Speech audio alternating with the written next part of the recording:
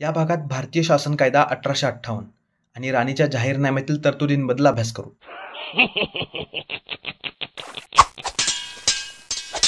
1858 साली झालेल्या उठावाला ब्रिटिशांनी आपल्या रणनीतीचा वापर करून दडपून टाकलं.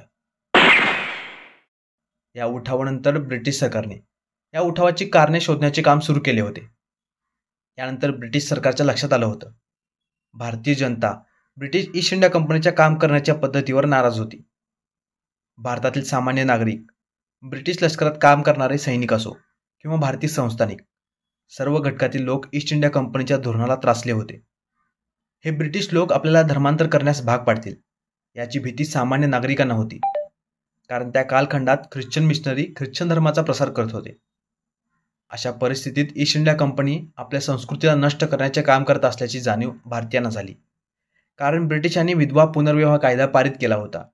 शाळांमध्ये विद्यार्थ्यांना इंग्रजी शिकवण्यावर भर दिला जायचा. ब्रिटिश सैन्यात असलेल्या भारतीय सैनिकांमध्ये सुद्धा असंतोषाचे वातावरण निर्माण झाले होते. यामधील भारतीय शिपायांना ना दाढी ठेवण्याचे स्वातंत्र्य होते, ना माथ्यावर टिळा लावण्याचे. बऱ्याच भारतीय सैनिकांना कामगिरीसाठी परदेशात पाठवले जायचे. एकदा का समुद्र पार केला तर धर्म भ्रष्ट केला असे हिंदू धर्मात मानले जायचे. त्यामुळे भारतीय सैनिकांना याची चिंता असायची. आणि याच दरम्यान ब्रिटिशांनी भारतीय सैनिकांना गाय आणि डुकराच्या चरबीच्या आवरण असलेल्या बंदुकीच्या गोळ्या दिल्या. तेव्हा तर भारतीय सैनिकांमध्ये असंतोषाचे वातावरण निर्माण झाले आणि याच कारणामुळे 1857चा उठाव सुरू झाला. यानंतर भारतातील संस्थानांसमोर एक वेगळे आव्हान होते, कारण ब्रिटिशांसोबत मैत्री केली तर हे तैनाती फौजीचे धोरण, सहाय्यक संधी, खालसा धोरणाचा वापर करून संस्थाने खालसा करायचे आणि मैत्री नाही केली तर यांच्यावर आक्रमणे व्हायची.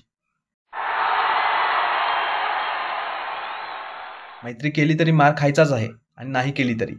त्यामुळे भारतातील संस्थानिकांची परिस्थिती सुद्धा भयानक झाली होती. या संदर्भाचा एक व्हिडिओ चॅनलच्या प्लेलिस्टमध्ये उपलब्ध आहे. आता ब्रिटिश ईस्ट इंडिया कंपनीकडून भारतीय प्रशासन सांभाळणे कठीण आहे याची जाणीव ब्रिटिश सरकारला 1857च्या या उठावानंतर झाली होती. त्यामुळे आता ब्रिटिश सरकारला मैदानात उतरावे लागले. 1858 साली ब्रिटिशांनी एक कायदा पारित केला, भारतीय सुशासन कायदा 1858.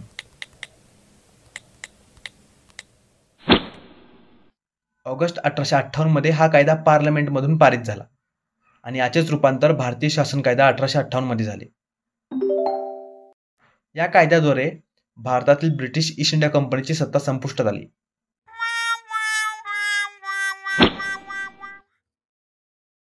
यानंतर पीट शिंदे ऍक्ट 1784 ने जारी केलेल्या दुहेरी सरकार पद्धतीला बंद करण्याचा निर्णय या कायद्याद्वारे घेण्यात आला. या पीट शिंदे ऍक्ट 1784 नुसार 2 संस्था उपलब्ध करून दिल्या होत्या, कोर्ट ऑफ डायरेक्टर्स आणि board of control. Court of directors हे ईस्ट इंडिया कंपनीच्या व्यापारी विभागासंदर्भात निर्णय घ्यायचे आणि बोर्ड ऑफ कंट्रोल भारतातील ईस्ट इंडिया कंपनीच्या राजकीय आणि प्रशासकीय निर्णयाला जबाबदार होते. पण 1858च्या भारतीय शासन कायद्याने या दोन्ही मंडळांना बरखास्त केले गेलं आणि यांच्या जागेवर भारत मंत्र्याची नियुक्ती केली गेली. हा भारत मंत्री ब्रिटिश पार्लमेंटमधील कॅबिनेट मंत्री असायचा.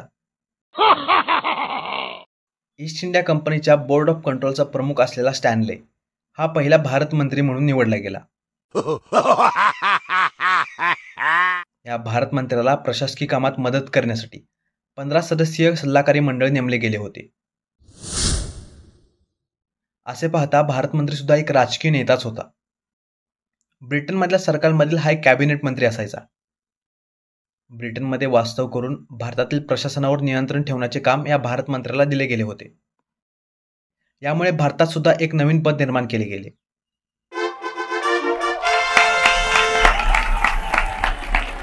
यालाच व्हॉइसरॉय असे नाव देण्यात आले, जो भारतात राहून भारत मंत्र्याच्या मार्गदर्शनाखाली कार्य करायचा. पण 1858चा कायदा पारित होण्याआधी भारतातील सर्व प्रशासनाची जबाबदारी एकट्या गव्हर्नर जनरलकडे होती. आता या व्हॉइसरॉय पदाच्या निर्मितीमुळे गव्हर्नर जनरल आणि व्हॉइसरॉय यांच्यात वादविवाद निर्माण होऊ नये म्हणून या दोन्ही पदाची जबाबदारी एकाच अधिकाऱ्याकडे देण्याचा निर्णय घेण्यात आला. कालांतराने गव्हर्नर जनरल ऑफ इंडिया हे पद नाहीसे केले गेले. या दोन्ही पदांना व्हॉइसरॉयच म्हटले जाऊ लागले. लॉर्ड कॅनिंग हे 1856 पासून भारताचे गव्हर्नर जनरल या पदावर होते आणि यांनाच या कायद्याने पहिले व्हॉइसरॉय बनवण्यात आले. भारतीय शासन कायदा 1858ला ऑगस्ट महिन्यात पारित करण्यात आलं होतं, पण याला नोव्हेंबर महिन्यापासून लागू करण्यात आलं. आणि याच वेळी या कायद्यातील तरतुदींची माहिती भारतीयांना देण्यात आली होती. पण माहितीच्या प्रसाराला अपुरे माध्यम होते, त्यामुळे भारतीय नागरिकांमध्ये गोंधळाचे वातावरण निर्माण झाले होते. ब्रिटिश ईस्ट इंडिया कंपनी भारतातून जाणार आहे, दुसरी सत्ता भारतात येणार आहे, सत्तापालट झाला आहे, अशा बऱ्याच अफवा यामुळे समाजात पसरत होत्या. ब्रिटिश लष्करात कार्यरत असलेल्या सैनिकाला सुद्धा प्रश्न पडला होता, या निर्णयामुळे माझी नोकरी तर जाणार नाही ना? याशिवाय ज्या राज्यांनी, ज्या संस्थानिकांनी ब्रिटिश ईस्ट इंडिया कंपनीसोबत 1858 एखादा करार केला असेल, तर हे संस्थानिक सुद्धा गोंधळलेले होते. आपल्यासोबत झालेला करार यापुढे वैध असेल का नाही याची भीती संस्थानिकांना होती. यामुळे 1 नोव्हेंबर 1858 साली हा कायदा लागू करण्याआधी एक दरबार भरवण्यात आला. हा दरबार अलाहाबाद शहरात भरला होता. या दरबारात बऱ्याच संस्थानिकांना, भारतीय राजांना, जमीनदारांना बोलवण्यात आलं आणि या दरबाराच्या माध्यमातून लॉर्ड कॅनिंगने राणी व्हिक्टोरियाच्या तर्फे भारतीय नागरिकांना भारतीय सुशासन कायदा 1858 समजावला. म्हणून या कायद्यालाच राणीचा जाहीरनामा म्हणून संबोधले जाते. लॉर्ड कॅनिंगने सांगितलं की या कायद्याने ब्रिटिश सरकारने भारताला आपल्या छत्रछायेखाली घेतलं आहे.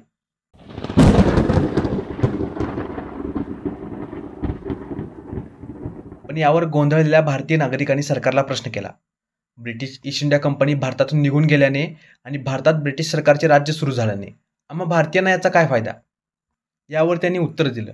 त्यांनी काही तरतुदी सांगितल्या. या कायद्यानुसार इथून पुढे तैनाती फौजेचे धोरण कोणत्याही राज्यावर लादले जाणार नाही आणि कोणत्याही संस्थानाला ब्रिटिश सरकार खालसा करणार नाही.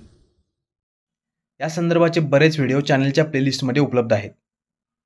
याशिवाय भारतीय नागरिकांना त्यांच्या शैक्षणिक पात्रतेनुसार नोकरी देण्याचे आणि नोकरी देण्यामध्ये इथून पुढे कोणताही भेदभाव केला जाणार नाही असे आश्वासन देखील दिले गेले.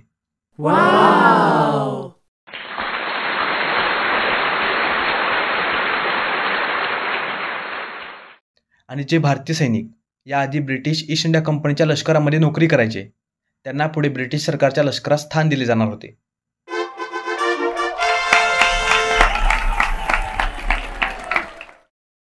न्यायिक व्यवस्थेमध्ये सुद्धा भेदभाव न करण्याचे आणि सर्वांना समान न्याय मिळवून देण्याचे आश्वासन देण्याचा प्रयत्न या जाहीरनाम्याद्वारे केला गेला. भारतातील धार्मिक परंपरा, भारतीय नागरिकांचे धर्म, त्यांचा मान सन्मान केला जाईल. कोणालाही धर्मांतराची सक्ती केली जाणार नाही आणि ब्रिटिश सरकार भारतीय नागरिकांच्या धार्मिक गोष्टीत हस्तक्षेप करणार नाही. सर्व नागरिकांना संचार स्वातंत्र्य दिले जाईल. अशा बऱ्याच गोष्टींना या जाहीरनाम्यात मान्य केले गेलं. आय होप हा व्हिडिओ आपल्यासाठी इन्फॉर्मेटिव्ह असेल. आधुनिक भारताच्या इतिहासातील अशाच घटनांना समजून घेण्यासाठी, तसेच भारतीय राज्यघटनेतील संकल्पनांना जाणून घेण्यासाठी बुक्स तावा प्लेलिस्टला फॉलो करा. Thank you for watching and supporting books तावा.